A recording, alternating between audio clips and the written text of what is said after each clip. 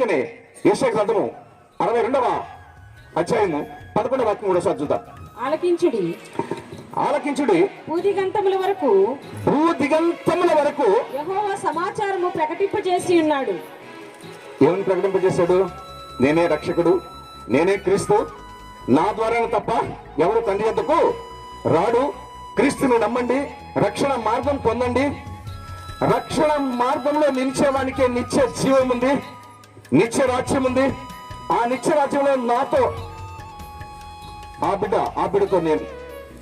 అందుకని ఆయన అంటాడు ప్రకటన గ్రంథము 3వ అధ్యాయము 20వ వాక్యంలో ఒక మాట అంటాడు అక్కడ, ఇదిగో నేను తలుపు వద్ద నిల్చుండి తట్టుచున్నా, ఎవడైనా నా స్వరం.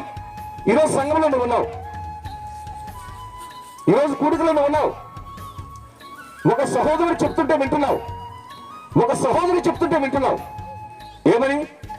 క్రీస్తు నిజమైన దేవుడని, పాపాన్ని క్షమించేవాడని, పాపులను శిక్షించేవాడు కూడా. ఇది మరొకటి, పాపము నుంచి తప్పించబడిన వాడు రక్షించబడతాడు, పాపములోనే ఉండేవాడు శిక్షించబడతాడు. పాపం వలన వచ్చు జీతం ఏంటట? మరణం. ఆ మరణము రెండవ మరణం. మొదటి మరణం మనందరికీ ఉంది. యేసుక్రీస్తు వారికి కూడా మొదటి మరణం ఉంది. కానీ ఆయన సమాధిని, మరణాన్ని జయించి 3 దినాల సజీవుడుగా లేచిన వాడు అయినాడు. కానీ నీవు నేను మొదటి మరణం ఈ లోకంలో మరణించాలి.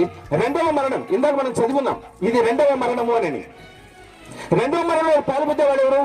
విగ్రహారాధికులు, అబద్ధికులు, మాంత్రికులు, అవిశ్వాసులు, పిరికివారులు, అసహ్యులు. వీరందరూ కూడా వారేనా? పరిశుద్ధ గ్రంథంలో అనేకమైనటువంటి మాటలు వారి కోసం రాస్తున్నాయి.